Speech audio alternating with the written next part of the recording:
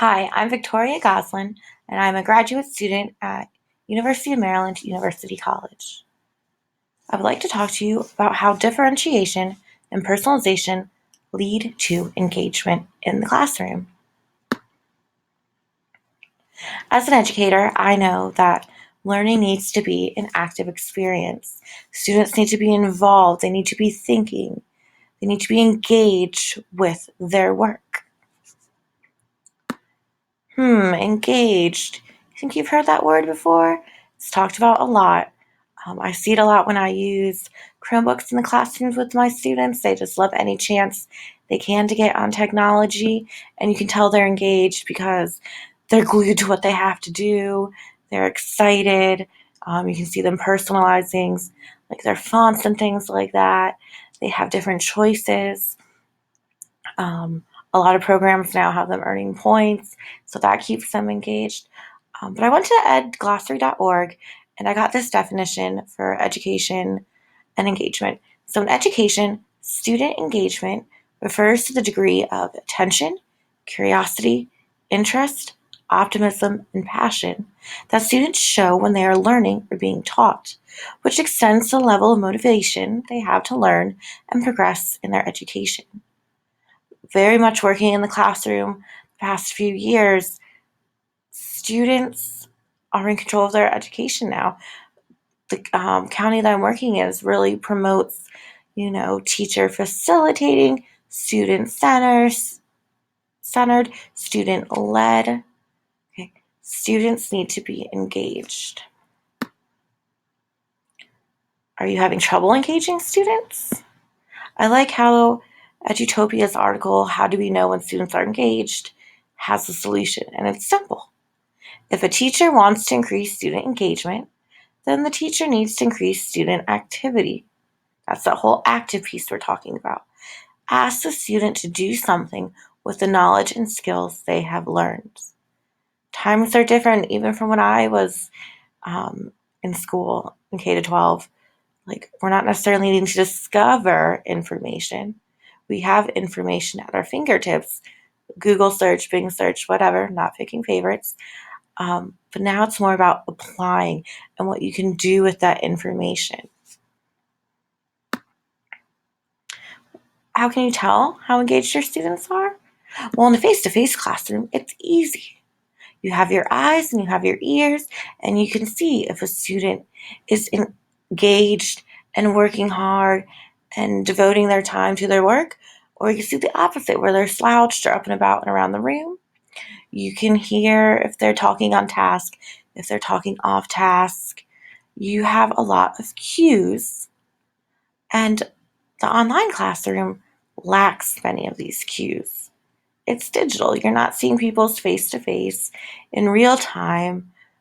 Even though there could be videos, it's still not real time. Something can get posted at 1 p.m., but your schedule might be busy, and so you don't see that post from the instructor or a classmate until maybe the next day. So that lets it be a little difficult. So then that leads to the question of, so what can teachers of online classes do to keep engagement high?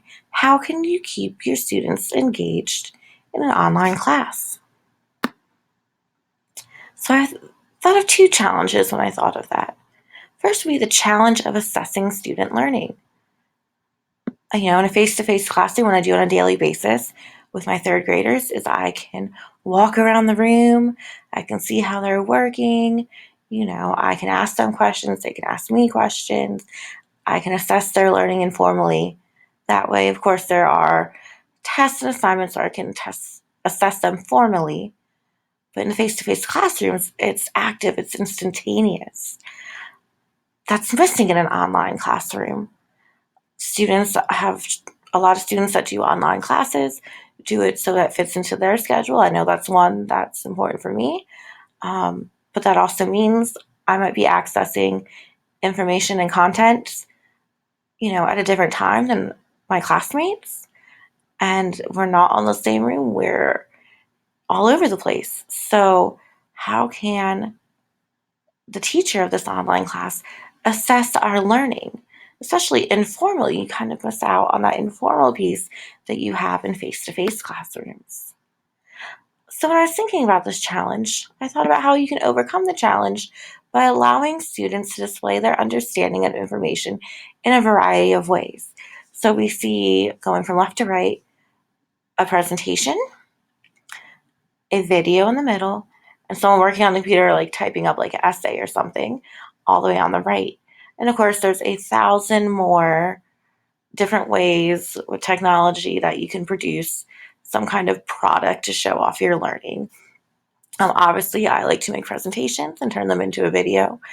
But I think, this kind of engages the online learner. I know it engages me to have the option and choice to do these videos. I'm actually really enjoying them.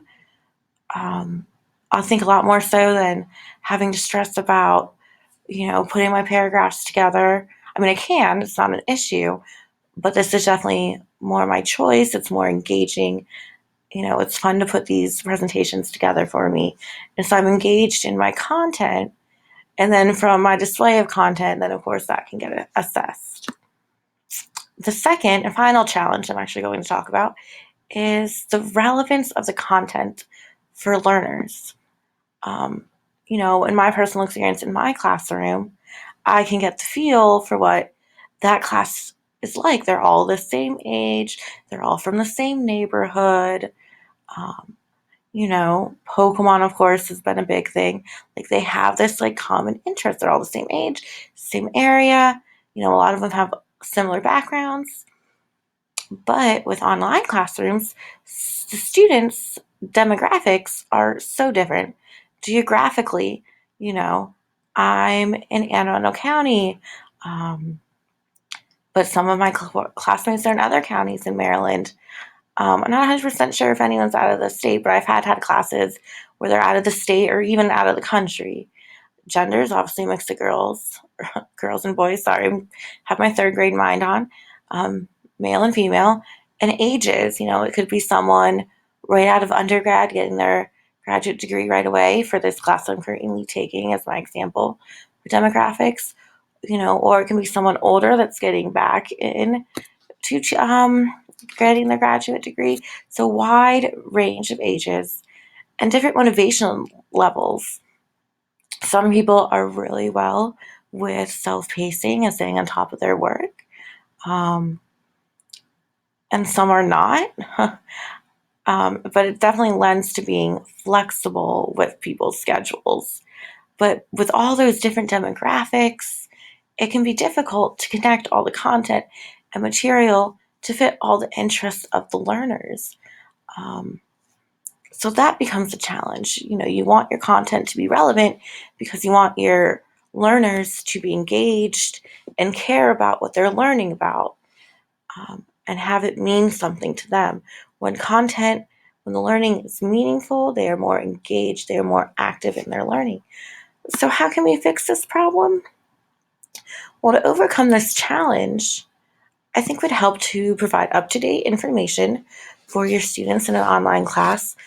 Obviously, some older articles and things could be useful.